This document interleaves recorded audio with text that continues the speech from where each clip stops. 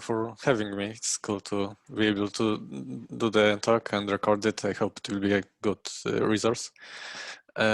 So, hello, I'm Piotr, and as I mentioned, my talk will be about Monix observable internals. So I expect that it will be a bit hard to follow, so feel free to interrupt me anytime with questions, and I hope that at the very least it will give you some rough idea of how everything works under the hood, like even if you're not interested in using the library itself.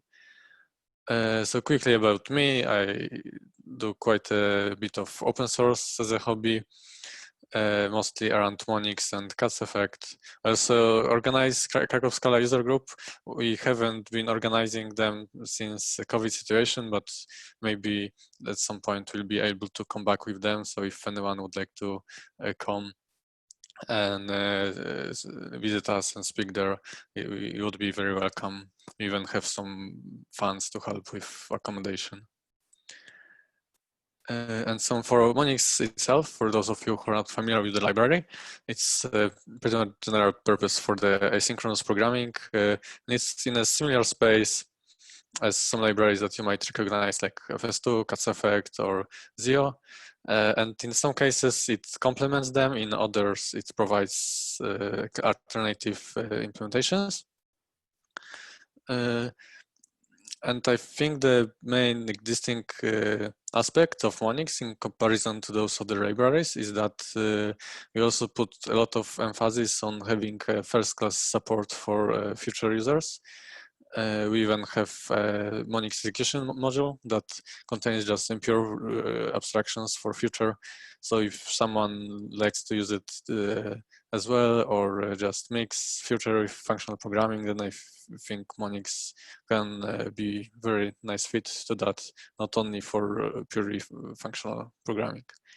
And today we'll just talk about Monix Observable, which is a streaming data type.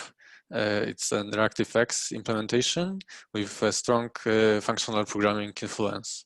And most notably, it is push-based, but it has back pressure built in.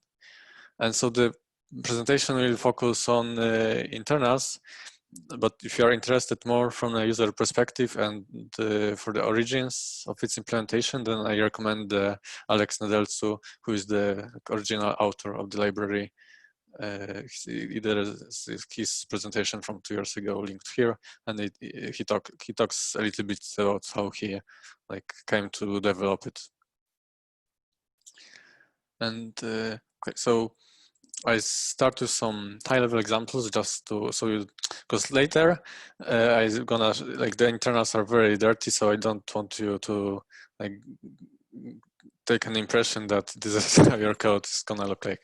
So from user perspective, I think it's pretty nice declarative API with some standard collection operator, and it in other libraries like FS2, it would look pretty much the same. So in this case, we can build observable from a list of elements. We can buffer them in buffer size buffers, and then for each buffer can execute some effect, in this case Monix task. Then you can filter, map, and so on. And here's a bit bigger example from one of the games that I wrote for the purpose of a workshop. So basically, there are multiple players, and we need to gather inputs from all of them in some time windows. And let's say the inputs are coming from some external queue, and we can create an observable by just polling the queue in a loop. Then we can create a substream per each player ID. So we'll have some. So each player ID will have a different stream, and for each this substream, we can only take the first message and discard all other that arrived in this time window, and then merge all the substreams concurrently to be one stream again. And in case some players didn't give any input, we can just go on without it. Basically, we want to do this throttling so the users don't move like twice in the period where it should only happen once. And lastly, the scan part, it's like if you're familiar with fold left, it is like fold, but it emits intermediate state. So it's a very common operator that can help you keep track of some state inside the stream, like without like sharing it with anything. It just propagates through the stream, and it's very nice if you need some kind of state machine. And yeah, so and from now on, we basically only going to talk about internals. So as I mentioned, it will be like probably a bit challenging to explain and like understand in such a short time, but I hope you will like feel comfortable with interrupting me with questions, and it will give you some rough idea how it works or some insights.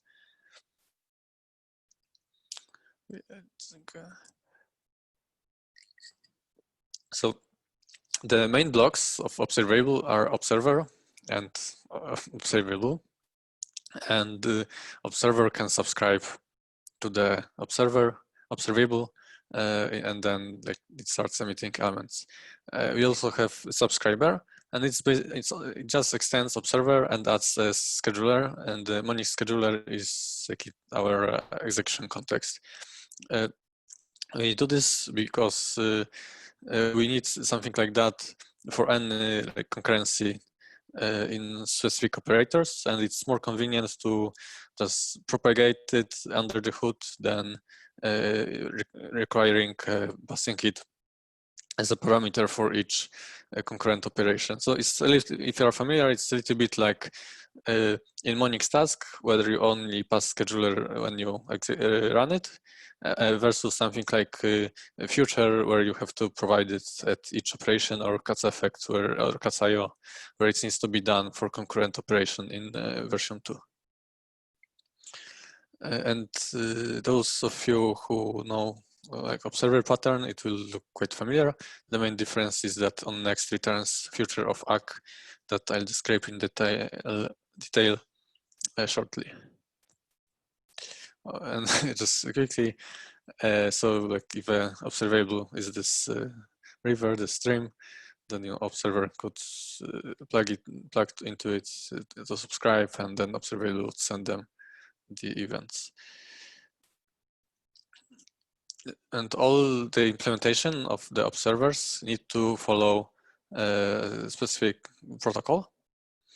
And for onNext, the rule is that we can on onNext on like 0, 1, or many times until there is either onComplete or onError, after which we are not allowed to call any onNext.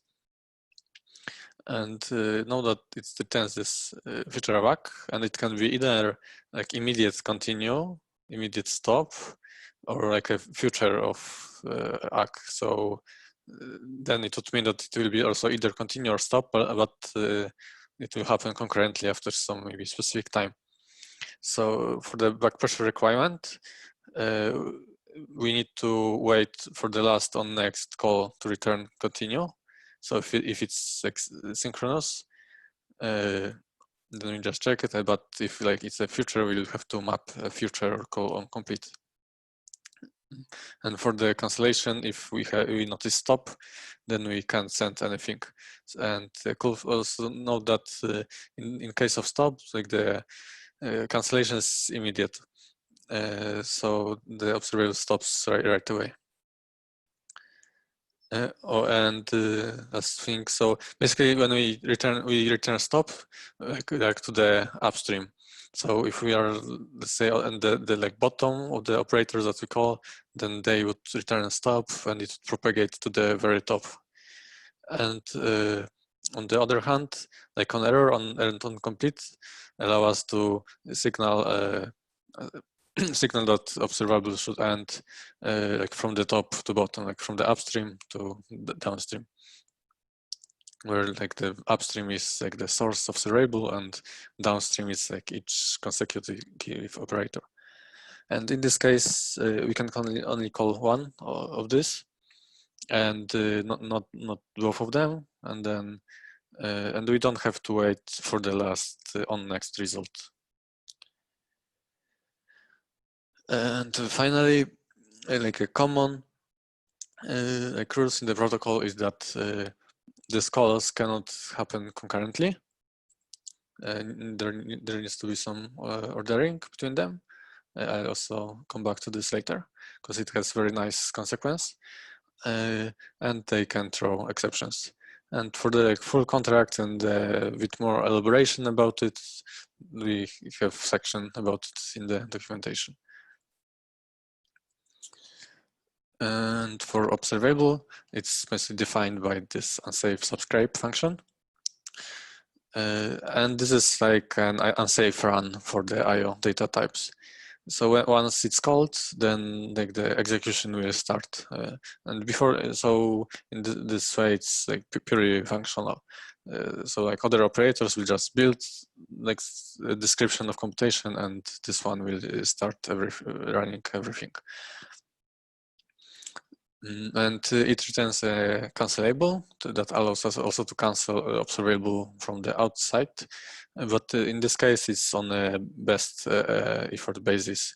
It's not like guaranteed to happen right away, like with stop or on complete internally.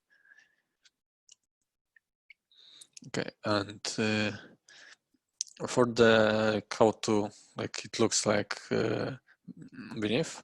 If, for instance, we could implement very simple observable that will emit one element and then complete. So we need to implement the unsafe subscribe function. According to protocol, we don't have to wait for last on next before calling on complete. There is nothing really that we would like to do. Like if it's cancelled from the outside, there are like no finalizers to run, so we can just pass empty. And for the subscriber part, we have to implement this method on the methods on the interface on next, on error, on complete, and provide scheduler.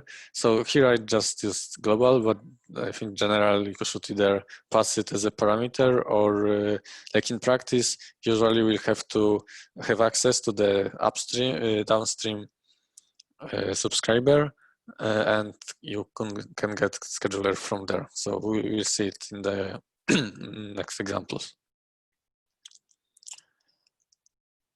And for running it, in this case, but I'll just repeat that, this is not the API that users use. It's just like internally, like how it looks like internally. You can create observable and then subscribe to it with this subscriber, and it will start running. And I think it's cool to actually show how it's inlined. So this is all those examples that I showed, but on one screen. Because I think the really like cool thing about like observable implementation is that it's perfectly capable of executing on its own. So for instance, pool-based streams like FS2 or Zio streams, they will have to either like do some intermediate structure, like build some ADT, a bit like a free monad, or completely piggyback on the effect type.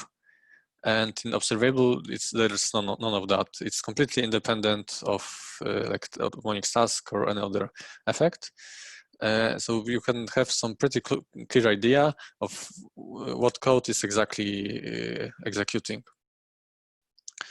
So of course, like a lot of complexity is pushed to the individual operators because you need to obey this protocol and write rather like low-level code. But if you want to have a full picture, like a deep understanding, so I think it's easier. It's quite like it can be a bit easier to achieve here because there is nothing like extra machinery going on or some even magic like in Kafka streams. So just drink water, leave it for a moment. Okay, and now we're gonna focus on a more complicated example, and we'll try to see how to actually have like an API like that. Because like the earlier examples, like if user would write like that, it would be a disaster. So in this case, we would like to write an observable that we will repeat some effects in a loop for 10 seconds and then collect all the results to a list. And instead of having to call subscribe ourselves, we'd like to give a way to maybe just to suspend it in a task, just do it somewhere in the library and not so the user don't like even have to see it. So in the like API, that's very like declarative and similar to other like functional libraries. So first of all, we need to implement the repeat eval. So like from the API perspective, so you just put it on the companion object and that's it. And this for implementation goes, the most of the complexity is due to fairness. Not so basically if we were to just call this, we were just to evaluate this effect in a synchronous loop and send it, then we could potentially like take the thread forever, and if there are other tasks that are executing concurrently in our program, then they wouldn't have chance to run on this thread. So that would be pretty selfish from this part of code. And in the scheduler, there is, and you can specify execution model, and you can take advantage of it to tune how exactly we are going to do this asynchronous boundaries. So we can, there is synchronous, batched, and always asynchronous. If it's batched, then we will insert asynchronous boundaries after some n number of synchronous operations. So that's why we need this sync index. And we also can pass the Boolean cancelable. It has a function like it's cancelled, so you can check if the subscription wasn't cancelled from the outside. And so we would like to stop. And like the main implementation is in this fast loop method, which can be seen here. So first we just evaluate this user input and send it downstream, so to this subscriber. And now that this input comes from the user and it's lazily evaluated, so it could throw exception, and we need in internals we always need to protect against it. So we do this try catch, and then we decide whether we should reschedule our computation to potentially run on a continue from a different thread or not. So if the ACK is continue, so we already have the result, then we ask this execution model what to do if our current sync index is this one. So if it is like synchronous or always asynchronous execution, then it will always return the same thing. So it only matters for batched one. If there is a stop, then we just don't send anything else. We just the stream has ended. And if it's not either continue or stop, then it means that it is already some future of ACK, so it's going on concurrently. And during asynchronous boundary, we also check for cancellation flag. So it's similar to how it is done in Monix task. So as I mentioned before, this cancellation is like not immediate. And for the reschedule implementation, we just use onComplete on the future, and it will take care of it for us. Okay, and So before I go to the other operators, are there any questions or comments regarding this one, or just the talk so far? If I should maybe go slower or faster, or what? I would have a question. There are no line numbers, but there's the next frame index. How does it work internally? How does it resolve index based on the given sync index? So if I remember correctly, it just increment.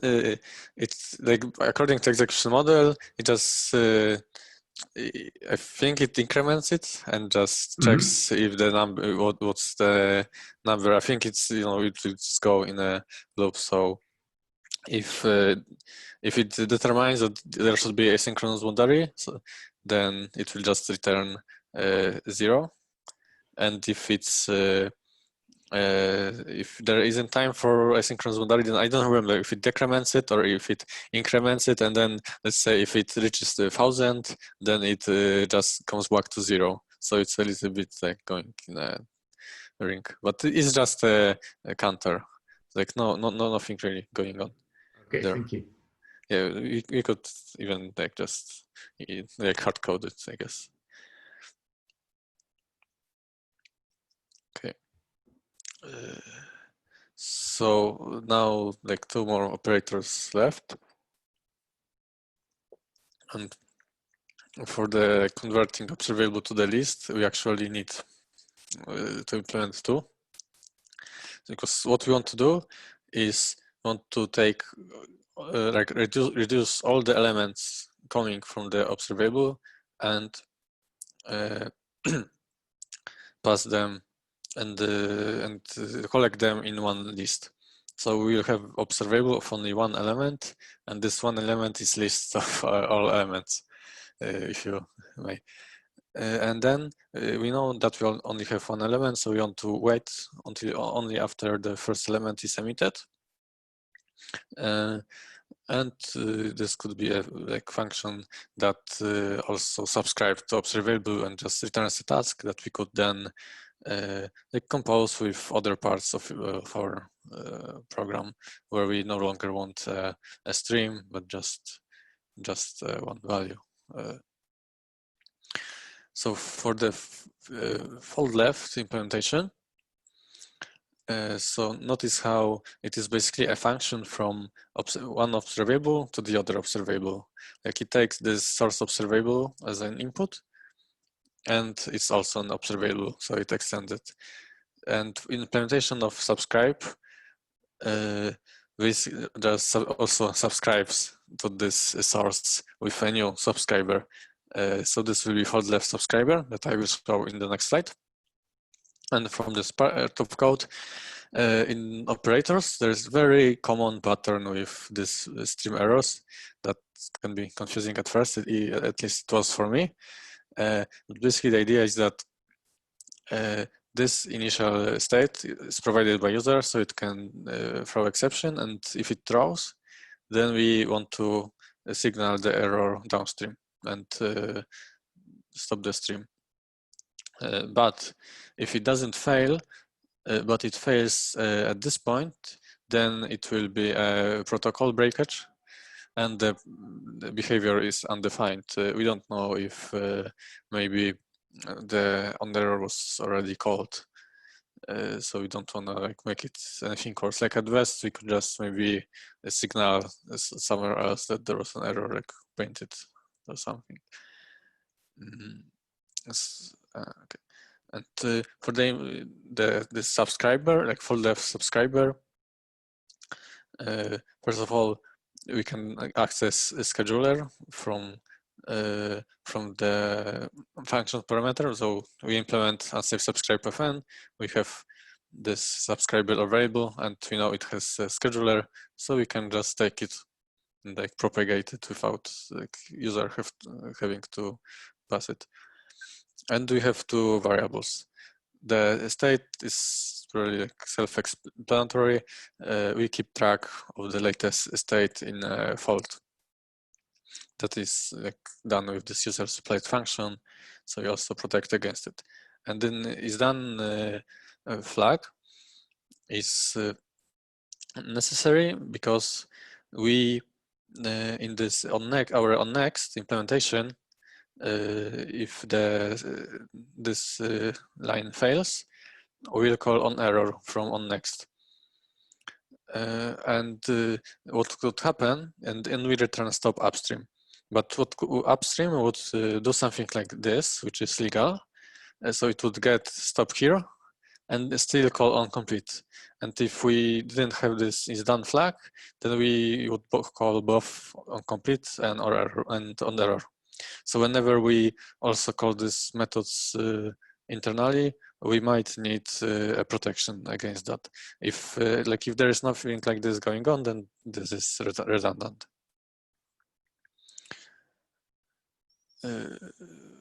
Oh, and side note, so these two variables like are not synchronized in any way. There's like no volatile, atomic, or anything. But like if you paid attention, it could be executed. They could be accessed from different threads, like in repeat eval, we are sometimes doing rescheduling the computation. So like the question is whether this is thread safe. And actually it is because of the protocol. Like we have this ordering guarantee, and actually it comes for free from the back pressure requirement. And I'll try to present why is that. So the like stream pipeline could be reduced something along these lines.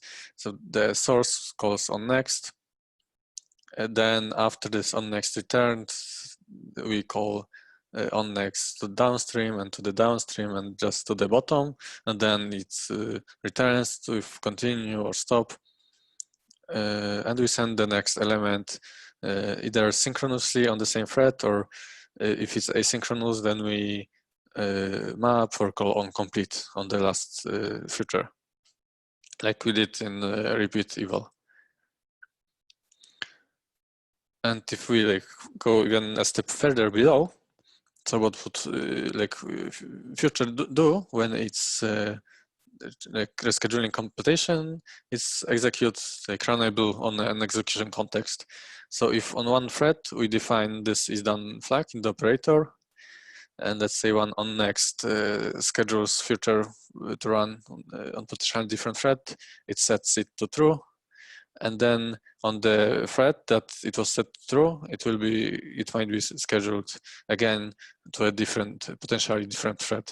And it will be always the last, like this change will be always visible from here. Because we have happens before relationship and like Java memory model like, gives us this guarantee. So it has a pretty cool consequence that we often don't need to synchronize any state in the observable operators. We only need to do if there is some extra concurrency in the implementation. Okay. And then if we add this as fold left directly to the observable class or just as extension method, we also can have nicer syntax. And there's like this source we okay, so here would we just I made the mistake. This would be just this or self. So we pass our current observable. So any question to the fold left implementation?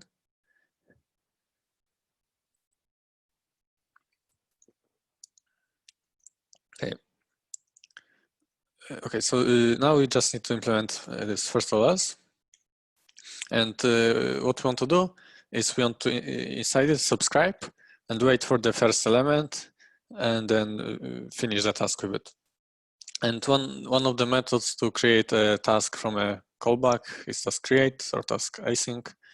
And task create even provides us with scheduler that we can use to the subscriber. So the implementation is just a matter of writing a subscriber that will call this task callback when it's time. We have this isDone flag to protect us from calling the callback twice in case someone calls this method on observable that has that doesn't have just one element.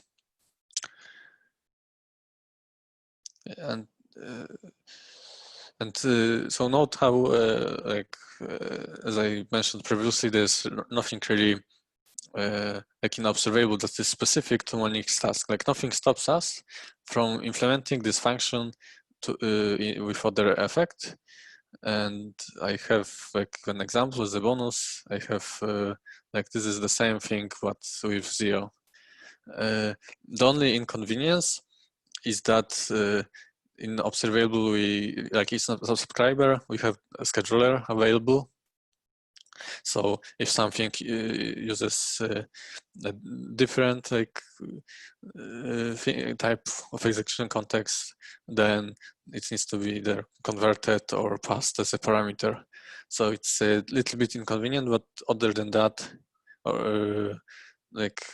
you can have pretty much the same implementation, and it doesn't do any conversions. In theory, we could have a module for observable that would not natively support all of the effects, not even in tagless final style where you only need to use specific API or sometimes go through default implementation on type classes.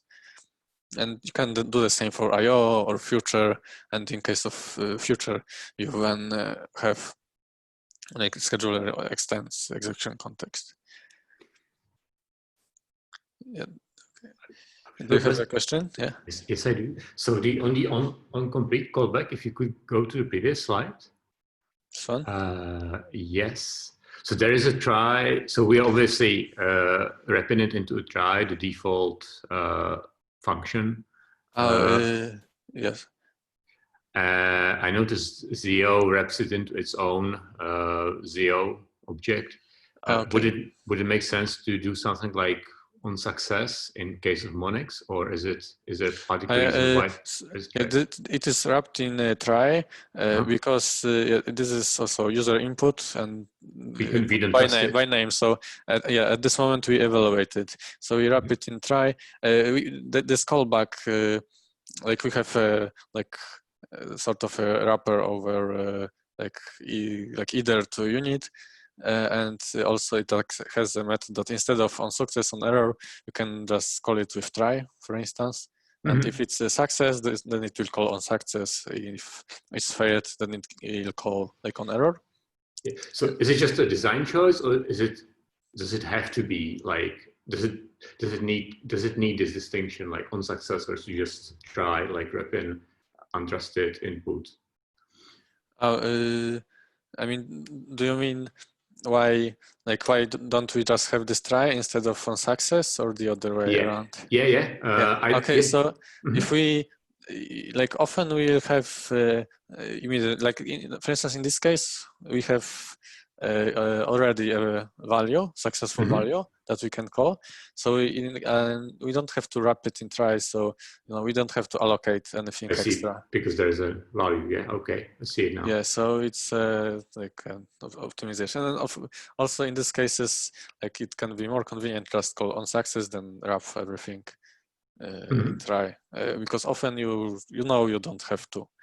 In fact, this callback is mostly used in task implementation, and more often than not, the value is already there. Thank you. Okay, and I think also ask, and in case of Zio, I think it's just a signature of effect async is a bit different. So they for callback, you pass just Zio in a callback and not a pure value. Yeah. So I don't know. Maybe there is a variant that works the same thing. I'm not. I think the principle is the same. The Zio succeed obviously accepts a value, whereas the Zio wraps around the function. Yeah. Yeah, but semantically, it's the same. It's the same. Yeah. Thanks. Sure. Okay. And the last operator that we'll look at is a take by time span, which takes the element for a specified time.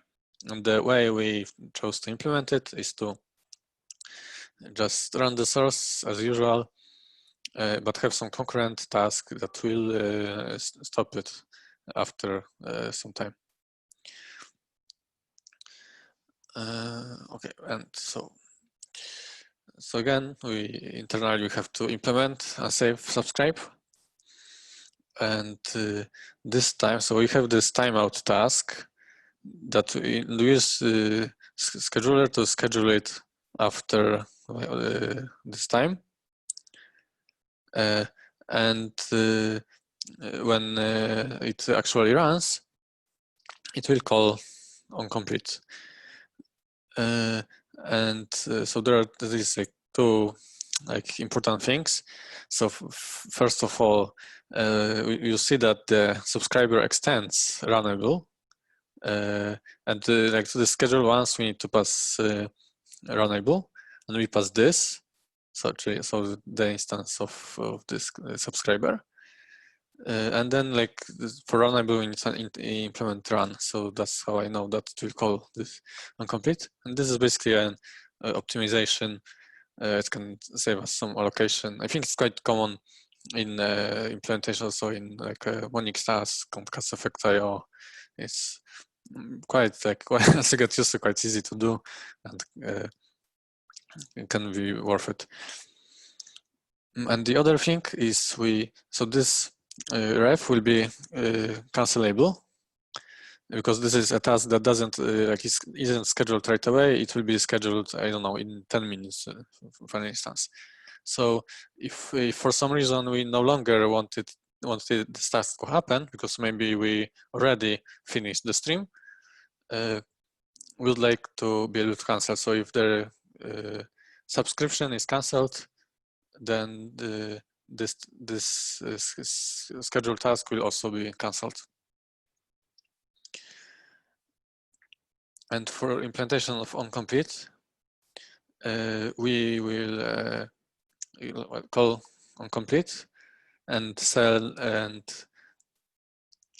the isActive flag to false.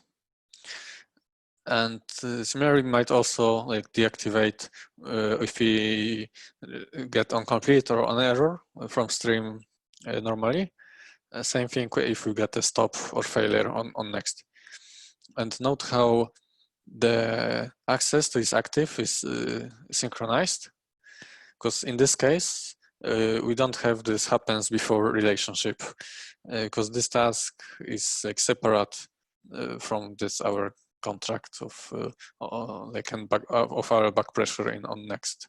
So we in cases like that, we need to have some type of synchronizations.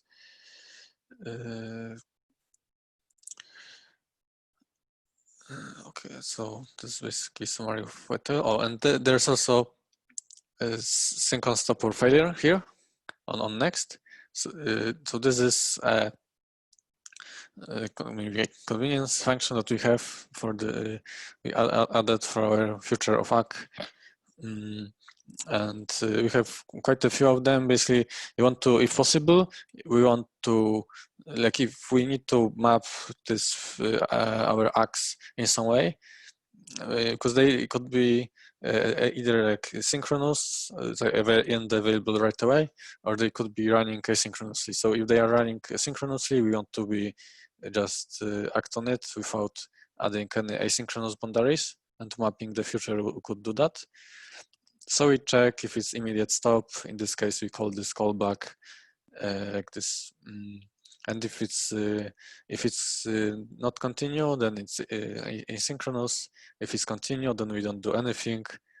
And this is a trampoline scheduler, so it will schedule this onComplete to just run on the same thread instead of trying to add it to the executing queue. And yeah, for this this is, I believe, like a one-to polymorphism. I post slides later. I have a link with explanation. I like not in a good position right now to explain it in depth. Basically, let us return the same type that we have had. Because right now it's not necessarily future of something, can we just continue or so on. So just a nice trick. And so we wanted to achieve this, and we implemented it, and it could be actually inlined to this code. So, well, of course, we could inline this further, but it wouldn't really fit.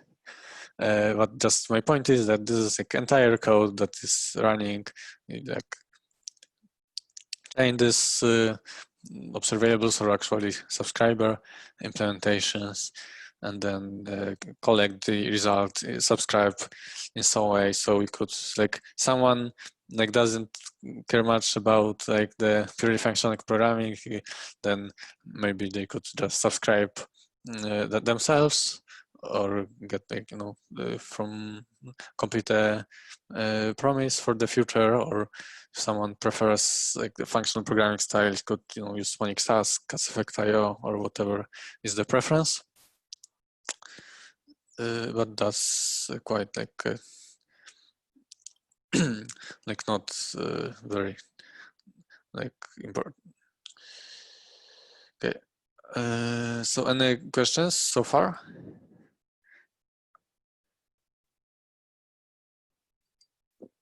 Okay. I would have a question. So if I consider contribution, you know, how do you, if you change something substantial as this, how do you test it? How do you verify it works? Is there like other patterns for this too? Because I can imagine it can be really tricky to test it works correctly.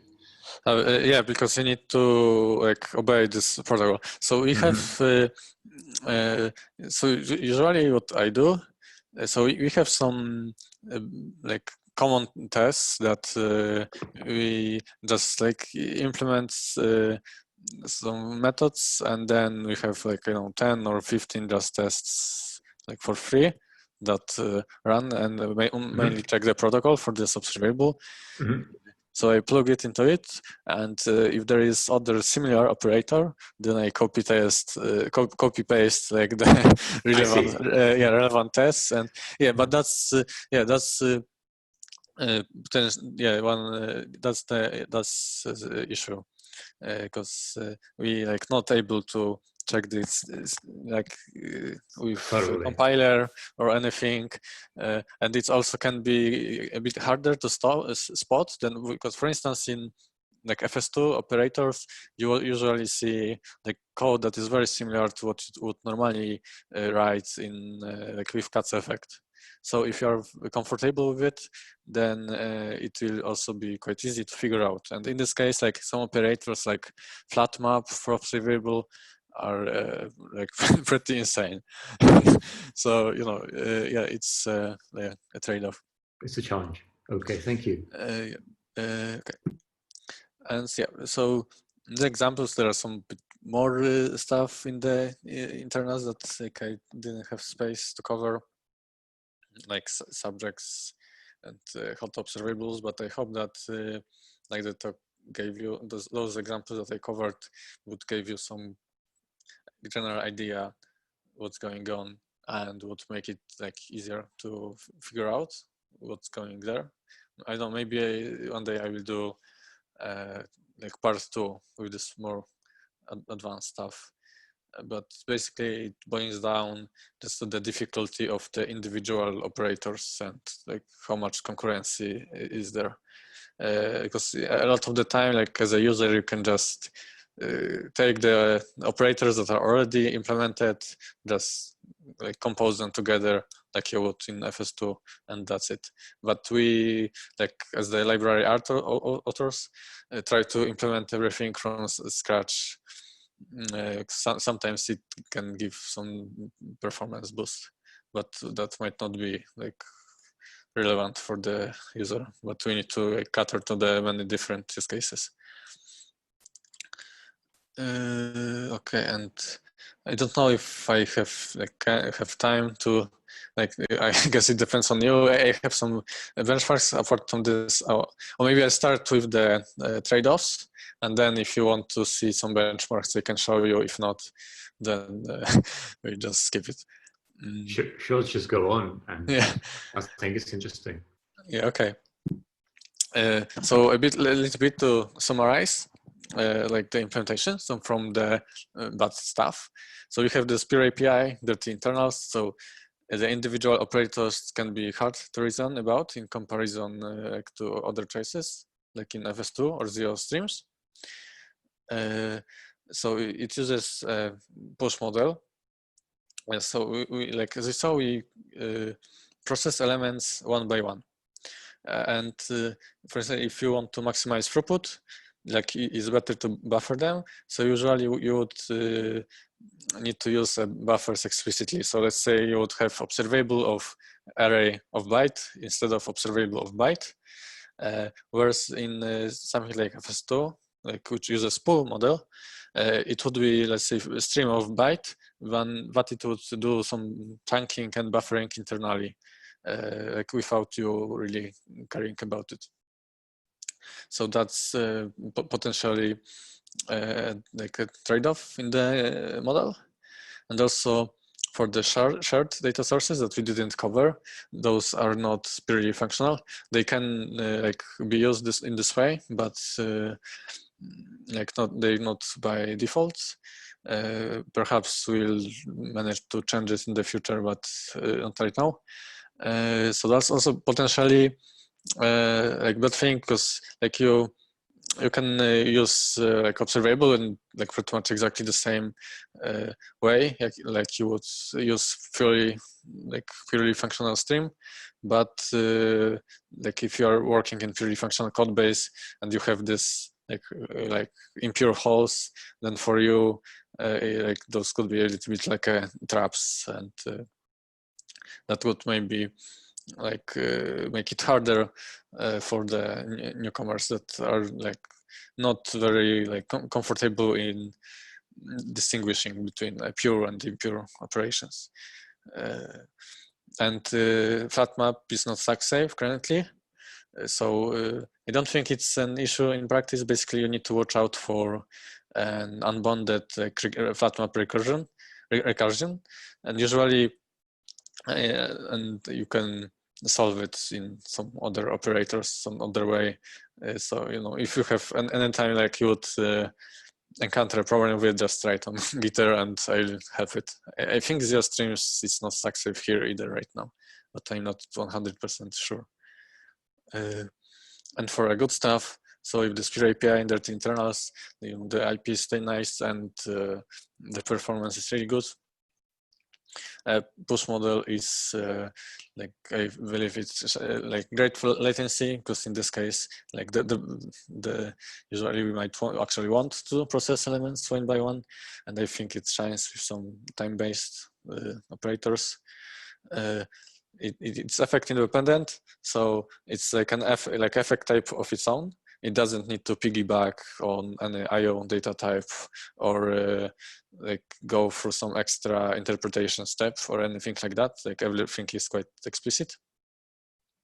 And it's reactive X based, so like if you are coming from Java or JS background, there is a good chance that you're familiar with it, and it might be like easy sell to you, and either get you into FP Word, or if you would like to just use Scala with a similar style that you are used to, then I think you would feel quite familiar with like Monix Observable. So okay, so I guess that's it for talk. So I think if you want, I can show some benchmarks, unless there are any questions right now. Just drink water. And I start with a disclaimer that so the benchmarks can be often misleading, so perhaps I could maybe make a mistake. or for some actual use cases there might be not a difference, or like results could be different, and if some like library meets the requirements, then there are much better criteria to like choose the library. But I like still want to show some benchmarks partially to like justify why I even go in like such a low level implementation. Like it needs to like be worth it, worth it to even do it. So for first benchmark that I have is just map and filter. And in this case, I actually did it a bit biased towards Zio stream and FS2 stream, because for observable, I provide like all the elements as a list, and then all like map and filter will be done just one by one element. And in like Zio streams and FS2, which are pool-based, I already provide their chunks. So they already have the data in the buffers, and then they then can optimize this map and filter, so it's not actually executing on one by one element, but just like as a batch. And cast streams don't do the chunks, so I did it in the same way that I did Monix.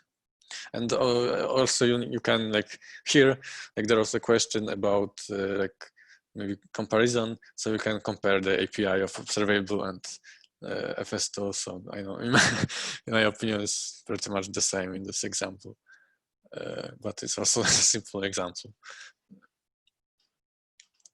And for the results, so this operations per second, so the higher the score, the better. And yeah, the Monix Observable performs very well.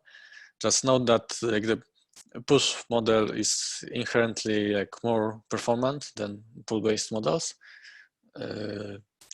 by most use cases, if not all. So like if it would be the other way around, it like would be something like wrong on our part.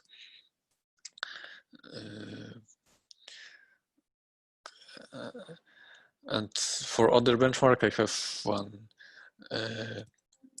one for accumulate. So it is a variant of scan, so it's like follow that emits intermediate states. I didn't see it implemented for akka, so I just compared to Zio and FS2. Again, I do it like very similar way. In case of FS2, I think for it has a cool thing that for pure streams, so when there are no effects, it actually, it doesn't actually use any IO or a task, so we don't even have to run it. So that's pretty cool. And for Zio, I made sure to disable the tracing. But in this case, I don't do any chunks.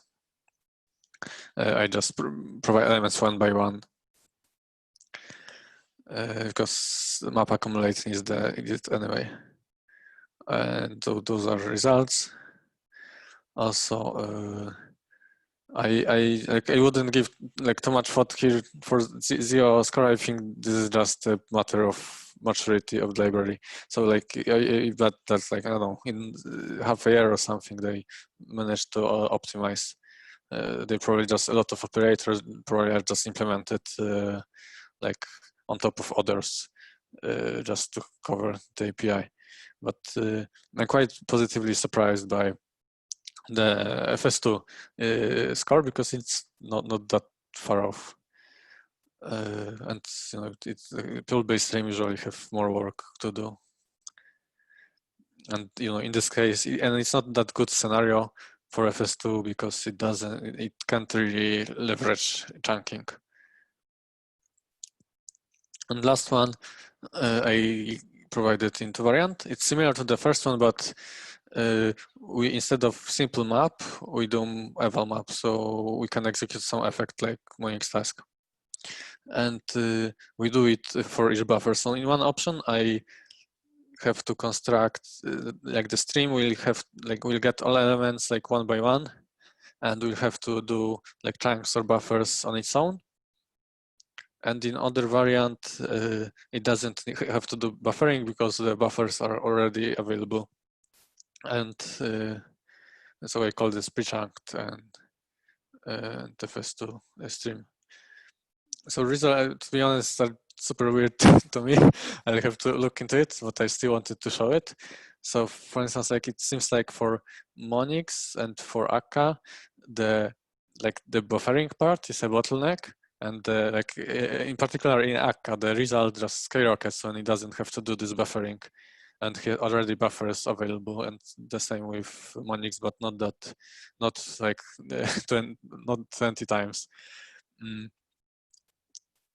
And other weird thing is that it doesn't seem to make a difference for Zio. So it's like doing a buffering like it would be a free operation. So I'm very curious about it. We'll have to take a look. So even if it's even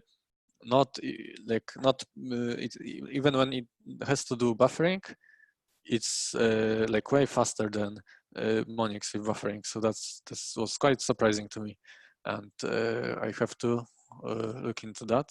I'm not that familiar with Zio's implementation, but that sounds interesting.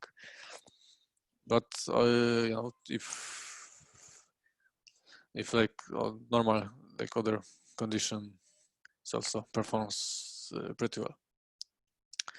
Okay, so that's it. So thank you, those who survived to the end. Until the end, I have some link. Like if you have some questions, and also contributions are very welcome. I think I have some easy issues tagged, and also some ideas for less trivial ones if someone would like to tackle something harder. And I just wanted to advertise my Monix bio that I released 1.00 a while ago, if you might be interested in it. So yeah, thanks. Thank you, Piotr. Any questions? I think last chance to ask about Monix, or maybe, you know, how does it compare to other libraries, experience with using it?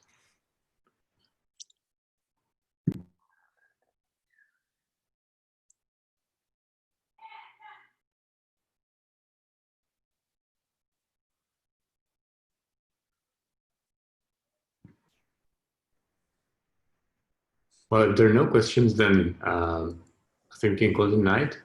Thank Piotr very much for the talk. As I said, the talk is being recorded and will be available on YouTube.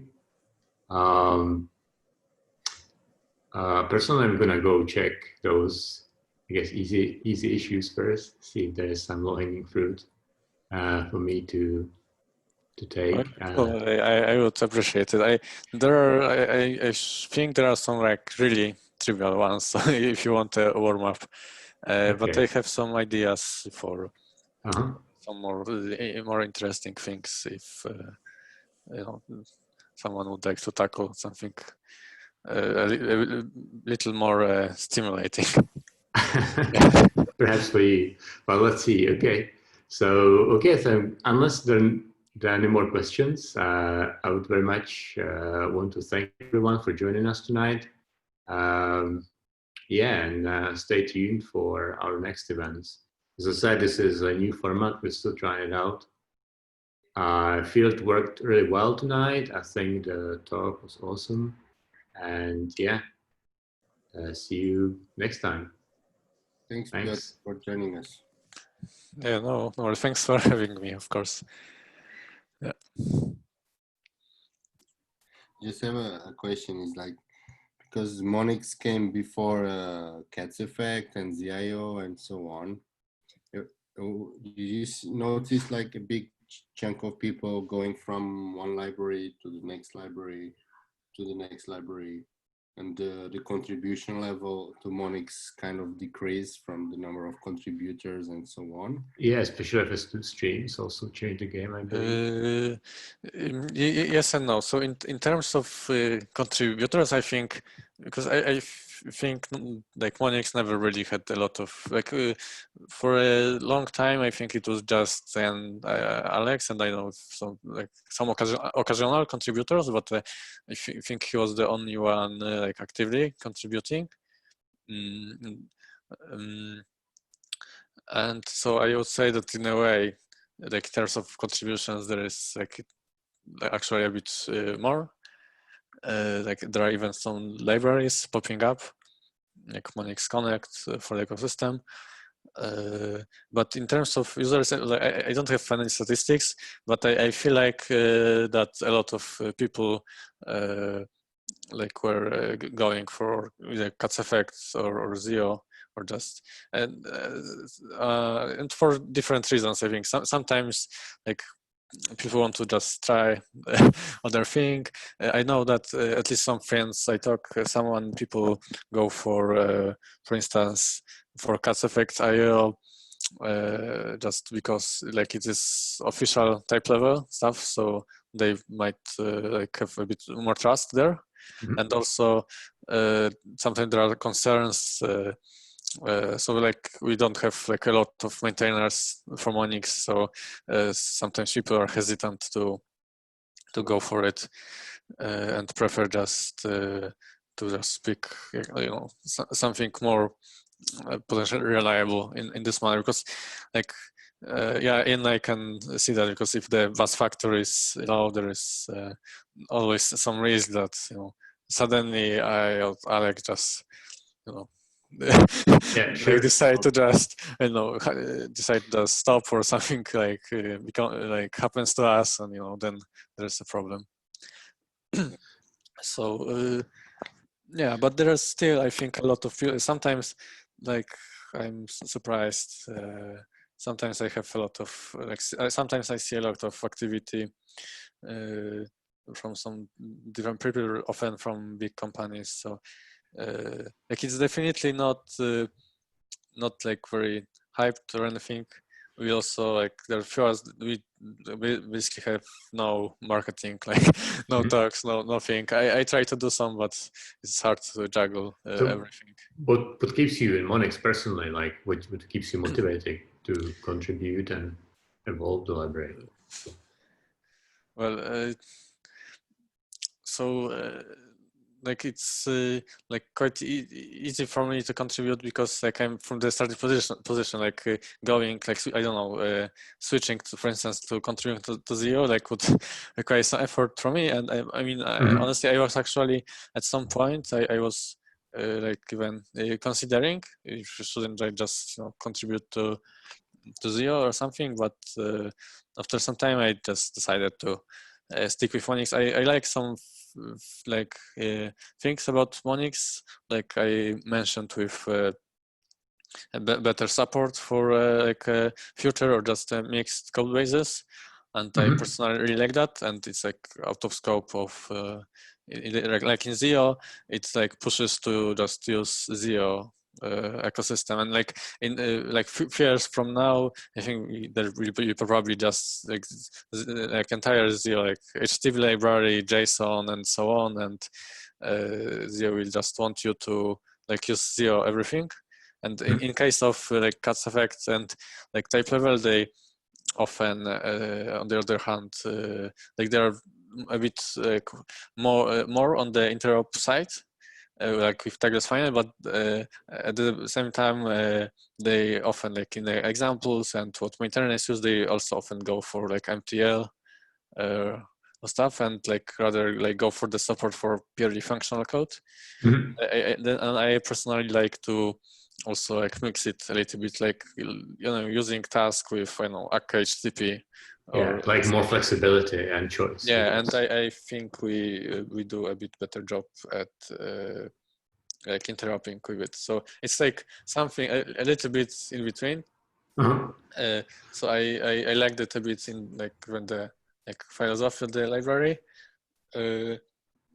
And so as long as I enjoy it, and there are like some people who are actually interested in it, I keep doing. And it seems like sometimes like also people like want this features. Like right now, I have pull request and want to release a new version.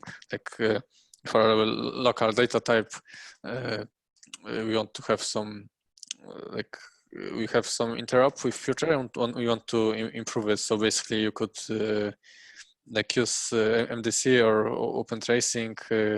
Like let's say your program is in task, but you use like HTTP, and some parts like are like let's say you need to add